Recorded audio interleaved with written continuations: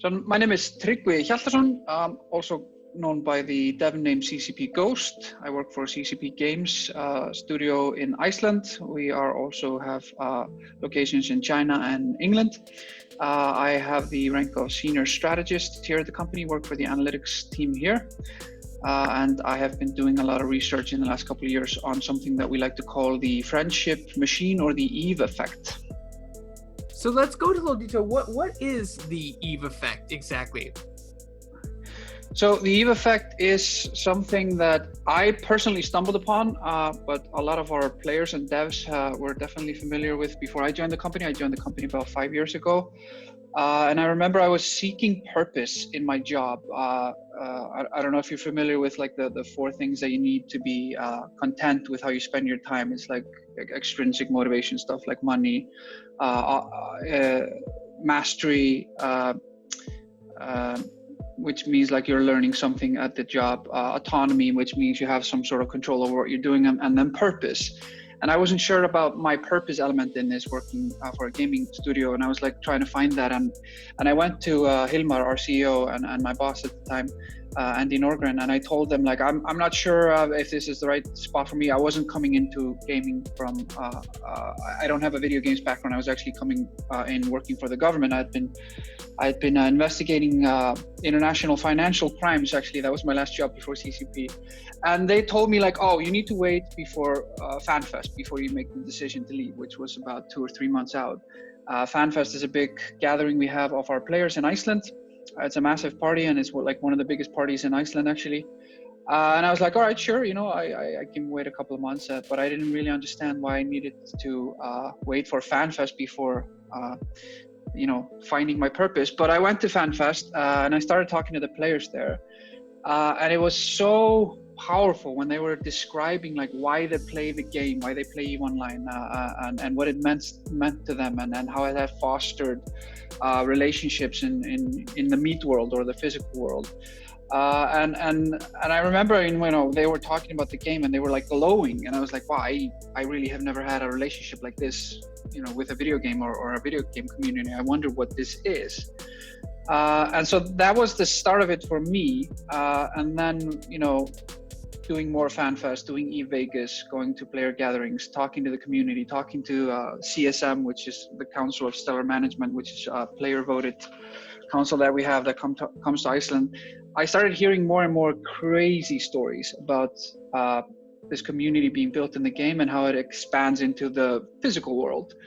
And the tip of it came when we sent out a survey and we asked, and this is just last minute thing, I decided to throw in the survey. I was like, I wonder how many people are having like actual friends as a result of playing the game. So we sent out a survey asking like, have you made you know, any friends in real life as a result of playing EVE Online? And I remember I guessed, I mean, maybe like 10 or 15% of players have that, but 73% said yes. And you know, I took that back. I talked to Hilmar, and Hilmar was like, you should just dedicate yourself to this. Like, this is what you should be studying for us. Like, how are friendships being made in EVE, and why, and what does that mean for us? And especially since me and Hilmar have been talking a lot about this loneliness epidemic. I don't know if you're familiar with that, which is like, seems to be ravaging the West. So that is kind of how all of this starts. And then in terms of, you work in pure data. I mean, at its core, I mean, that's what it is. It's analytics, and it's basically data of in-game stuff, and also you reach out to players. But this game is also on an international scale. If people from all over the world play this game, how does that affect your data in general when you're not just having one region or one country as a subject?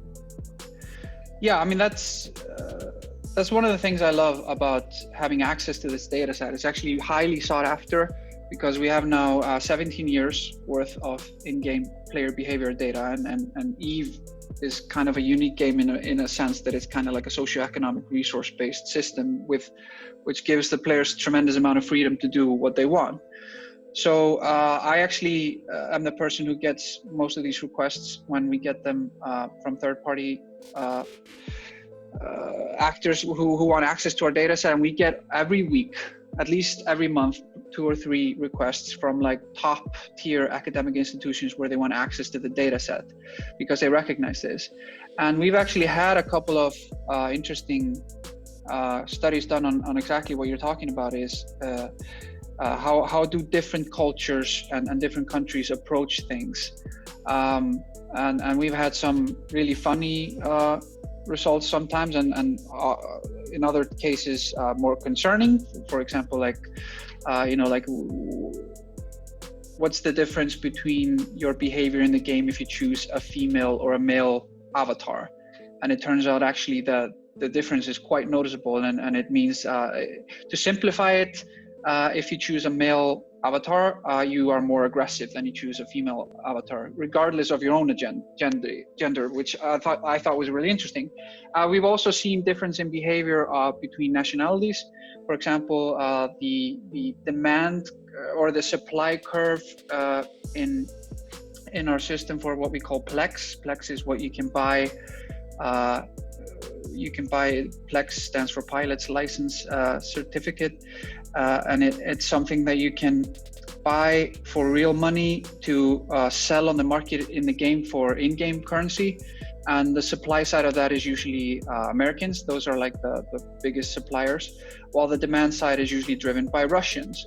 And if you look at like the different behavior of these two nationalities, they behave very differently. Like if that's all you have to run by, while the Russians are they are very dedicated in running like a lot of what we call grinding operations, where they have like massive mining corporations and stuff like this. I mean, these are generalities, of course, but you notice stuff like this, which is like different types of play styles, different types of approaches depending on the world. And we have a single shard universe, which means that wherever you're playing in the world, you're on the same server, excluding China, of course.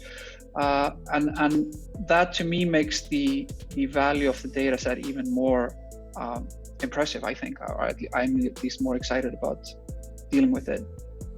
Can you talk about, since the stay-at-home orders, can you talk about how you've seen the data shift, if it has shifted? Right.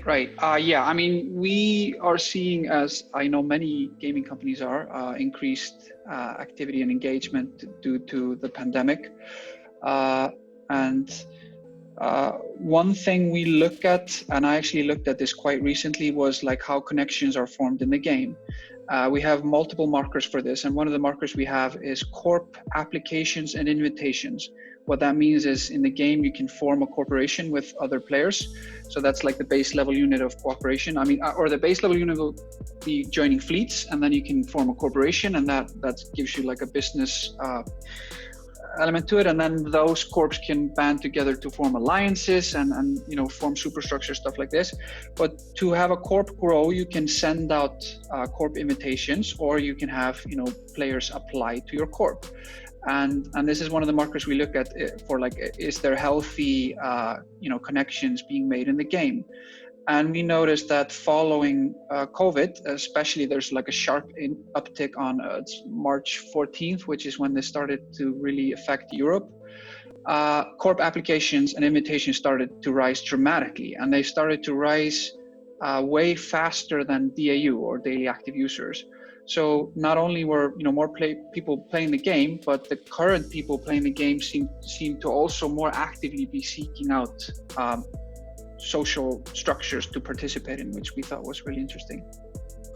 Now, for people out there watching this interview, you can talk about how this data helps you overall improve the overall game experience for EVE Online. Because I know data is great and all, but they're like, oh great, now they have data about seeing how long players play and how they play and what resources they do and what they're doing when they're playing. But how does that improve the overall game experience? Right.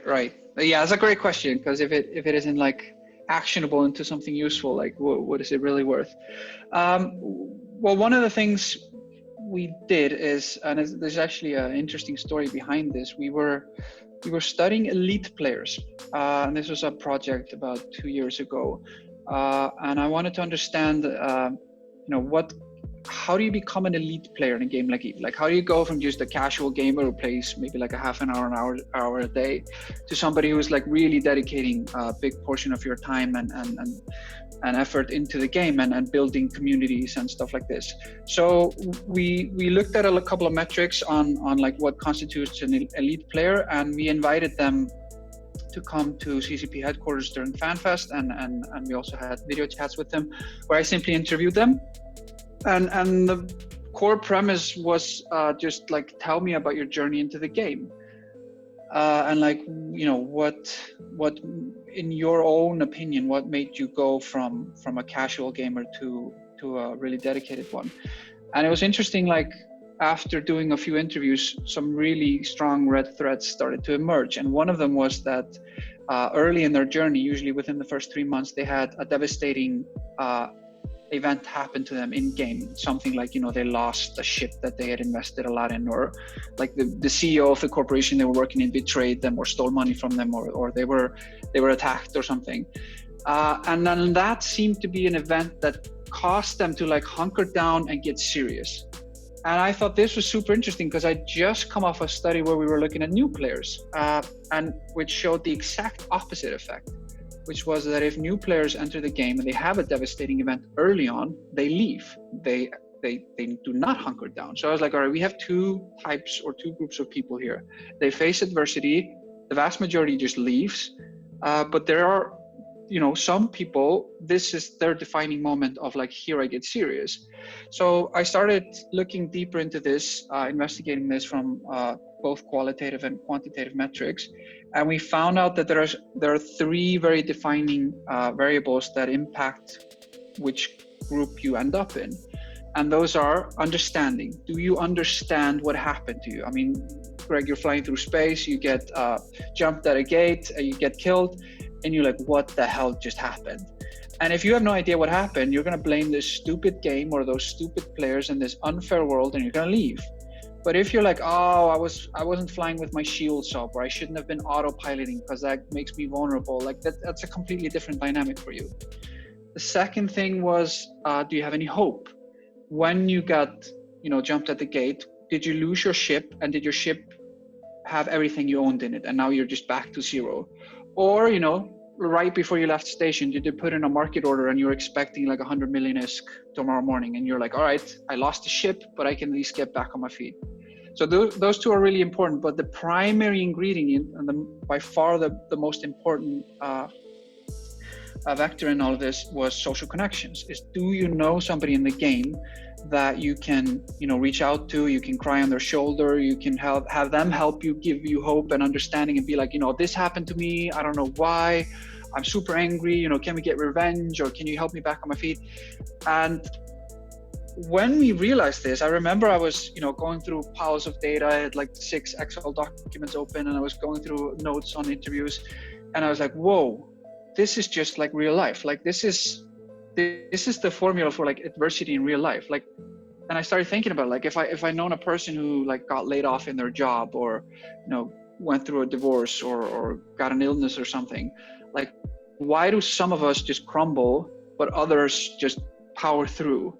And if you look at it, like, if you have these three variables, like, you know, you get laid off and you're like, why did I get laid off? I had no idea. I always come in and I always do a good job. Or are you like, well, I've been showing up drunk for 6 weeks. It's kind of understandable.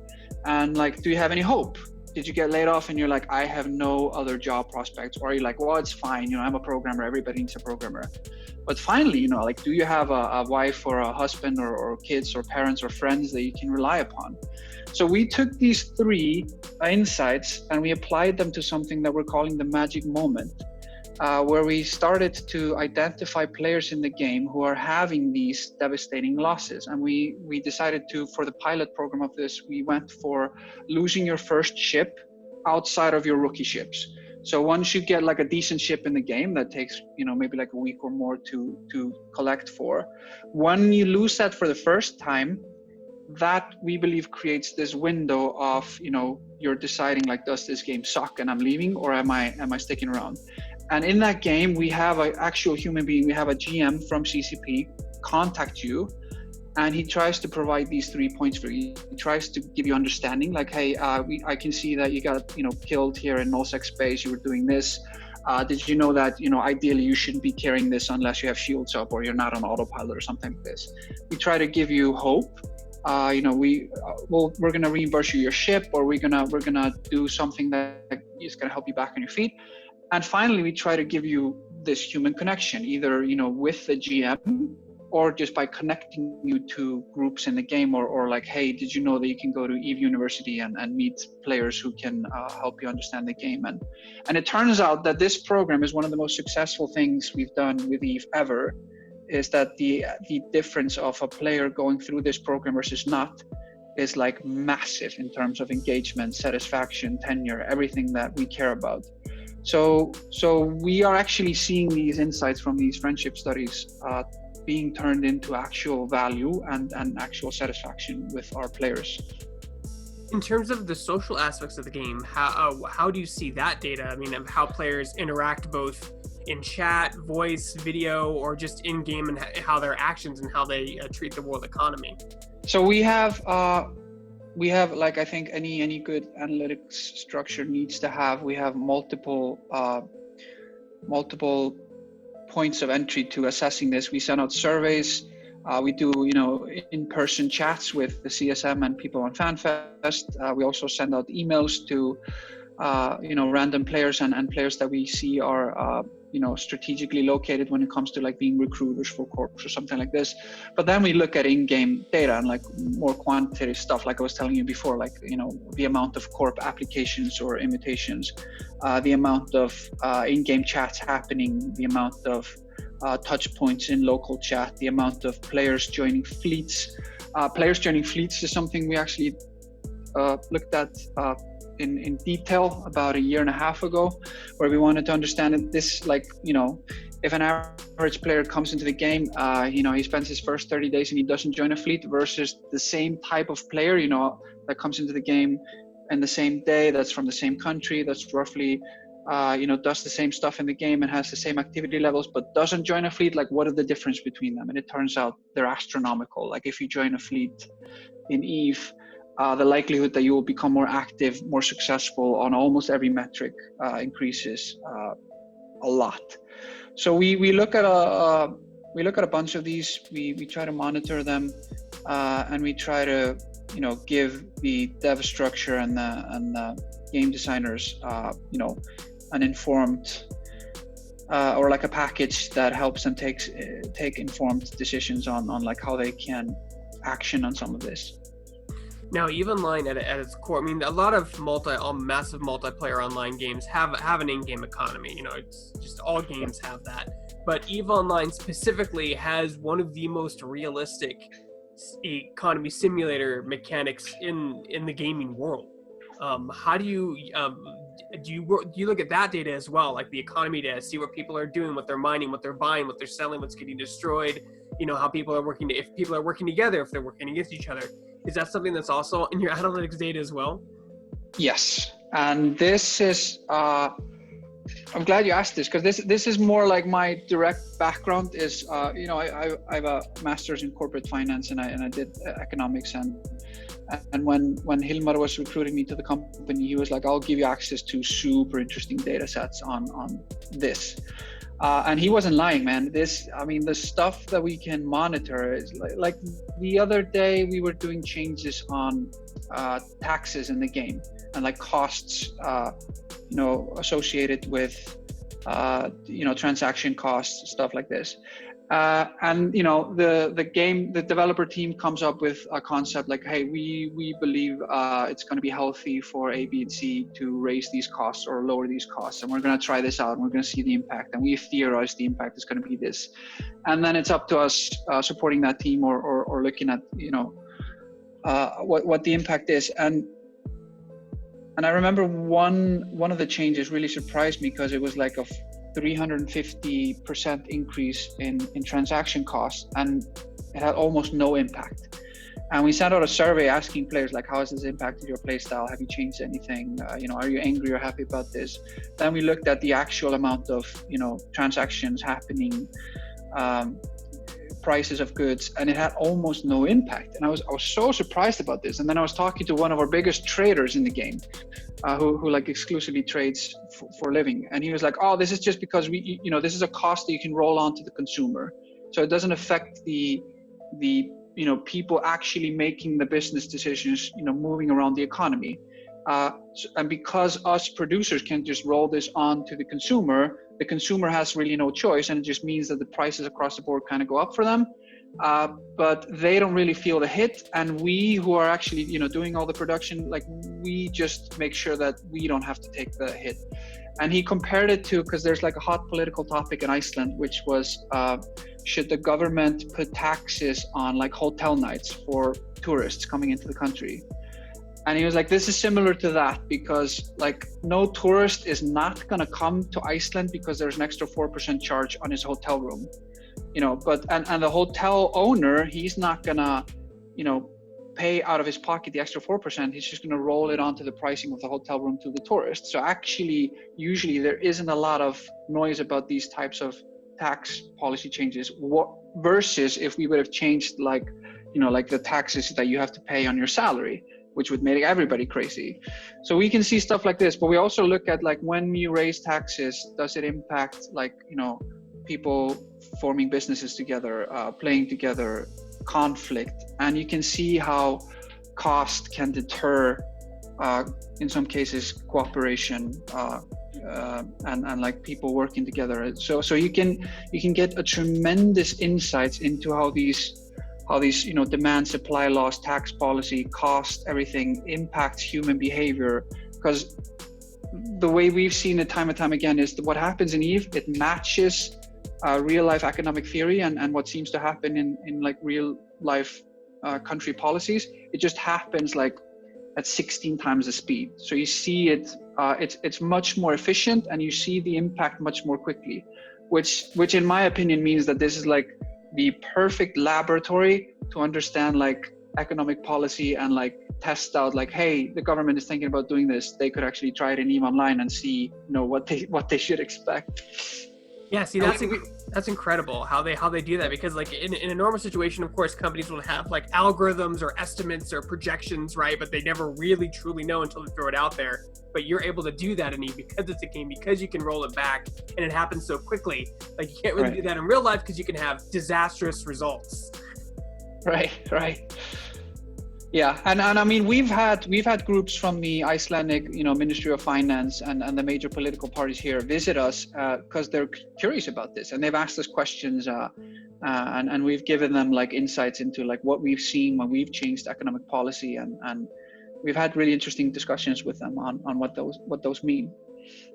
There's I don't know if you watch Rick and Morty, but there's a scene in that show where Rick destroys the Galactic Federation by changing the currency, which is worth 1 of itself, to 0 of itself. And every single time I see that, I think of EVE Online. I go, if they did that, that's exactly what would happen. Just be anarchy, and pants would be the new currency in EVE Online. Yeah, right. yeah, I love that show. I didn't connect it to EVE Online, but I love that you do that. So we're coming into the final chapter of the invasion. Like, what's happening in the world of EVE Online right now? There's a lot of really interesting things happened. For example, if you're familiar with what we're now calling the Age of Chaos, which was last summer when CCP did some really, to a degree, controversial changes where there was a blackout in communications and people were flying more vulnerable than they had in the past, and some of the more powerful alliances in the game were really vocal about this hurting the game. But it turned out that it actually had at least on many levels really healthy impact on the game in terms of like new players joining it, old players coming back, and just interesting storylines and conflicts arising. And then from that, the Triglavian invasion has come out now in 3 chapters, and the final chapter is sort of working with some of the learnings we had during the Age of Chaos, which is what happens when you can't quantify everything, or like when the space of uncertainty is enlarged. And especially for EVE, which has these mega structures of like 10, 20,000 people often working together in an alliance, super efficiently run, with like infrastructure that often I wish my own government would, possess.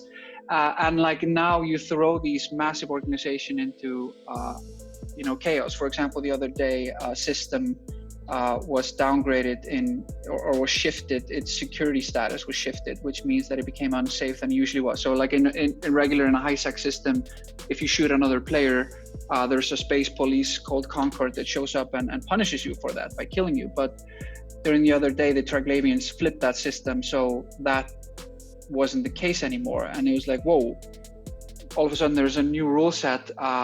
And it's causing a lot of excitement, it's causing a lot of confusion, which is often the fuel for EVE Online's most interesting stories. So I've been paying attention on the sideline. It's really interesting and to follow, and it seems like our players are excited to see what happens next, and they seem to be embracing a lot of this. I think it's incredible because not only do you have all this analytical data and that you work with for the game, but you also have like in game, there's like a board of like, I want to say directors or trustees that are just players that actually work with the developers. Like they have a meeting every year. They sit down and they talk about stuff. Like it's almost like, you know, similar to like parliament or like government. Like if they're working together, trying to make the corporations working with the government, right, to try to get the world improved. How does talk about do you sit in on those meetings, or like obviously you're kept informative about them and what they talk about and what they ask and what they want and stuff like that? Yeah, right. So we call this the Council of Stellar Management, or the CSM for short. And actually we are in the middle of a really exciting election run right now. A new council should be announced, I think it's June 12th. They get flown to Iceland about twice a year, and I never try to miss out an opportunity to meet with them because they are a tremendous source of intelligence for somebody like me. I mean, this would be like, you know, if you're running a government intelligence agency and you would have the opportunity to like sit down in a room with like Bill Gates, Elon Musk, Warren Buffett, all at the same time and ask them like, what should we do with the economy? Like that's the level of access I see from it. The CSM was originally modeled after Iceland's own parliament called Alþingi, which is the oldest legislative assembly in the world. It was formed in 930. And since then, it has been actually modeled by bigger gaming companies and in other games. It has been a source of tremendously valuable cooperation with our community that I think is one of the inputs in us. You know, we are reaching into the third decade of running EVE Online and the player community there. And I think the CSM has been a really, really important building block towards that.